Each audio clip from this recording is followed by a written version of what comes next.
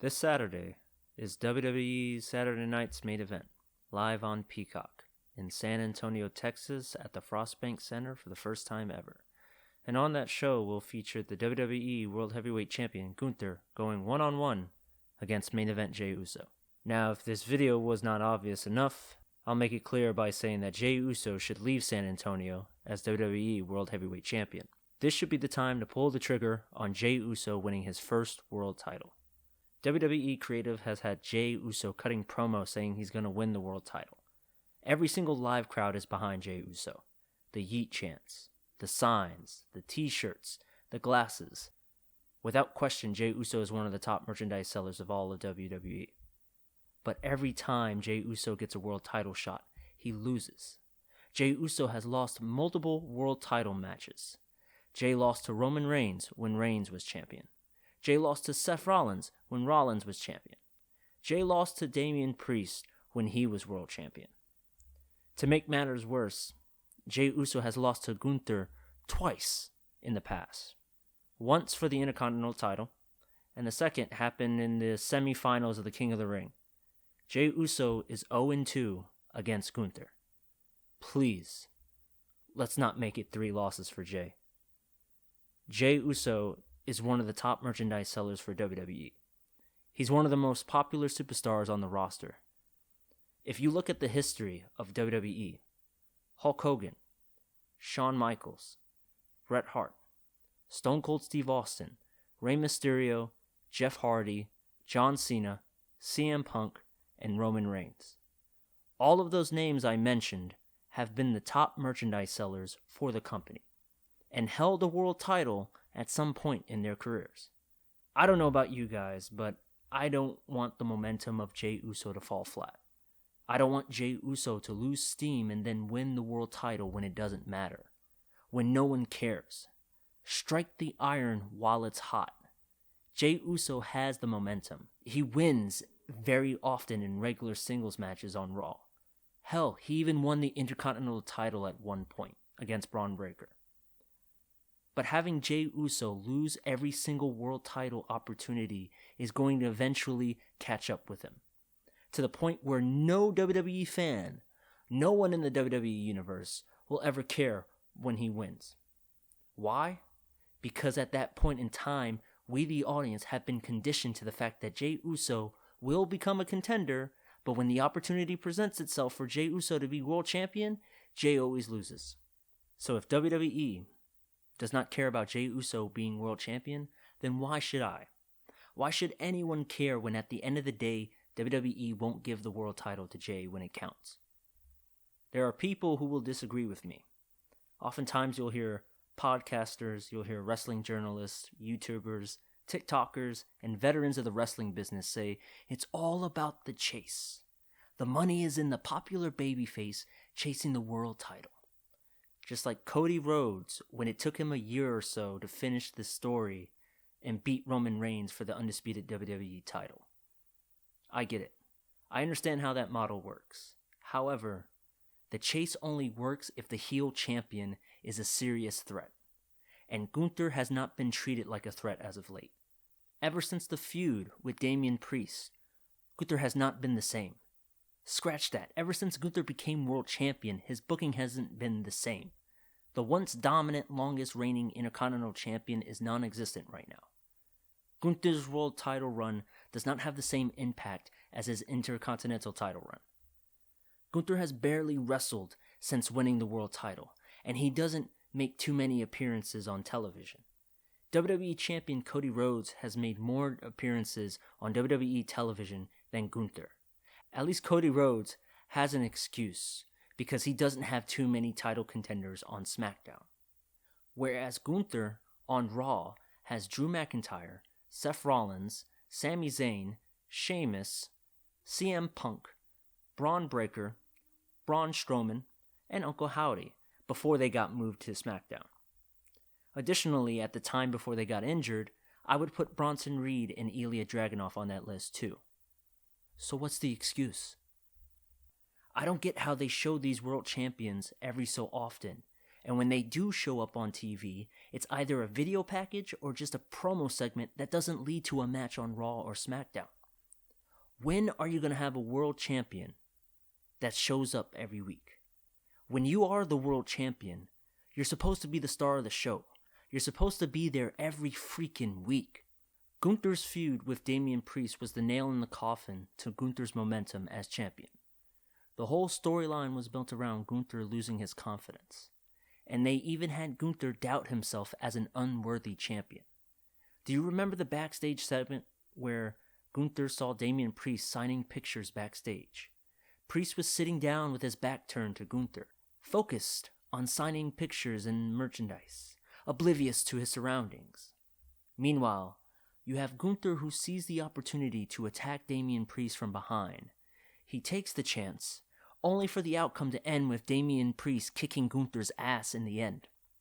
Our World Heavyweight Champion, everybody. That segment made Gunther look like a chump. Period. Follow that up with Gunther's last title defense against Damian Priest, where he had to get help from Finn Balor in order to beat Priest. How is Gunther a threat anymore? The momentum is gone. What has Gunther got to lose if he lost the world title to Jey Uso? Gunther has nothing to lose, and it won't hurt him because the damage was already done to Gunther in the storyline with Damian Priest. For all you Gunther fans out there, you're probably asking the question, what will Gunther do next after he loses the belt? There's the Royal Rumble. There's the Elimination Chamber. He's got Goldberg waiting in the wings. There's Logan Paul calling him out. And once Brock Lesnar is clear of the Vince McMahon trial, I'm sure he'll get a shot at Gunther someday. You also got Money in the Bank down the road. You got Ilya Dragunov once he comes back from injury. You got Ludwig Kaiser as a possibility once WWE pulls the trigger on Kaiser turning on Gunther. Even a rematch with Cody Rhodes is inevitable. There is plenty for Gunther to do in WWE. His career doesn't die from him losing the title to Jey Uso.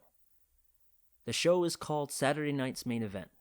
On that same show, you have a title match with a wrestler referred to as Main Event Jey Uso. Give the people a feel-good ending to the show. Now, there's people out there who believe that Jey Uso shouldn't win the belt. They say, well, we don't want Jey to walk into WrestleMania as world champion. Well, I agree with that statement. There's still plenty of time before now and WrestleMania. You could have Jey Uso still win the world title and have him lose at Elimination Chamber. Because I see a bigger story with Jey Uso winning the world title. There is an opportunity to do something fresh and exciting leading up to Elimination Chamber along with WrestleMania. Take this journey with me, folks. On this week's Monday Night Raw, we saw a number of character developing moments on the show. These moments involve Seth Rollins, Drew McIntyre, Kevin Owens, and Sami Zayn, who, by the way, cut a passionate promo saying he wants to win the Rumble and become world champion. I'm referring to Sami Zayn, of course. Kevin Owens arrived soon afterwards to pretty much tell Sami Zayn that if you help me beat Cody Rhodes at the Royal Rumble, then I can help you win the Royal Rumble match, and together we can main event WrestleMania as friends. Which doesn't make sense considering that they would be opponents, but the point is that Sami Zayn and Kevin Owens are friends for now. Key phrase being, for now. At the Royal Rumble, I am guessing Sami Zayn will not help Kevin Owens beat Cody Rhodes. And as a result, Owens will hold the same grudge on Sami as he did with Cody Rhodes. Then Kevin Owens will likely be the reason why Sami gets eliminated from the Royal Rumble, regardless if Owens is an official entrant or not. Then you switch Owens from SmackDown to Raw via the transfer window, and we're off to the races with Owens feuding with Sami Zayn, leading into Elimination Chamber, which is in Toronto, Canada, by the way. Seth Rollins and Sami, later on that night on Raw this past week, had a backstage encounter where Seth admired Sami's passion, but assured him that he was going to win the Rumble and get the world title. Meanwhile, Drew McIntyre has been cutting promos for months about Seth focusing on the wrong things. Drew's been calling Seth selfish. Seth doesn't respect Drew McIntyre, but Drew respects Seth Rollins. After all, they both hate CM Punk and Roman Reigns. Drew and Seth had a match in the main event of this Raw, and after the match, Drew looked into Seth's eyes and said something along the lines of, We should be on the same side. We should be on the same team. But you're just selfish. Not long after that, Sami Zayn gets involved in trying to haluva kick Drew, but instead kicks Rollins. And boy, did Rollins look pissed afterwards. That same look that Rollins gave after he got the haluva kick from Sami Zayn was the same expression I saw after he lost to CM Punk on the first Raw of the Netflix show. It's almost like they're planting the seeds of a Seth Rollins heel turn. Now, what does this have to do with Jey Uso winning the World Champion? I'll explain further. I do believe Jey Uso will win the world title at Saturday night's main event. Then Jey Uso will go on to be the world champion up until Elimination Chamber, where that is where I believe a trio faction will be formed between Seth Rollins, Kevin Owens, and Drew McIntyre, costing Jey Uso the world title. I genuinely think that this Elimination Chamber match will involve Jey Uso defending his world title against Kevin Owens, Sami Zayn, Drew McIntyre, Damian Priest, and Gunther. Yes, you heard that right, because Drew McIntyre will not qualify for Elimination Chamber, because that is when you finally have Sami Zayn beat Drew McIntyre one-on-one. I'll say it again in case I lost you. Leading up to Elimination Chamber, you have a series of qualifying matches for the Chamber where Seth, Gunther, Damian, and Kevin Owens qualify in their respective matches. Then you have Sami qualify by beating Drew McIntyre one-on-one after all this time.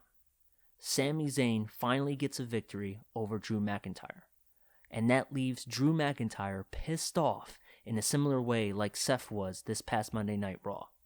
You then lead into Elimination Chamber with both Kevin Owens and Drew gaslighting Seth into not trusting Sami or Jey, using their hatred for Roman and the Bloodline to wind Seth up. Then when the Elimination Chamber arrives and the match happens, you start off with Seth eliminating Damian Priest, then Jey and Sami working together to eliminate Gunther.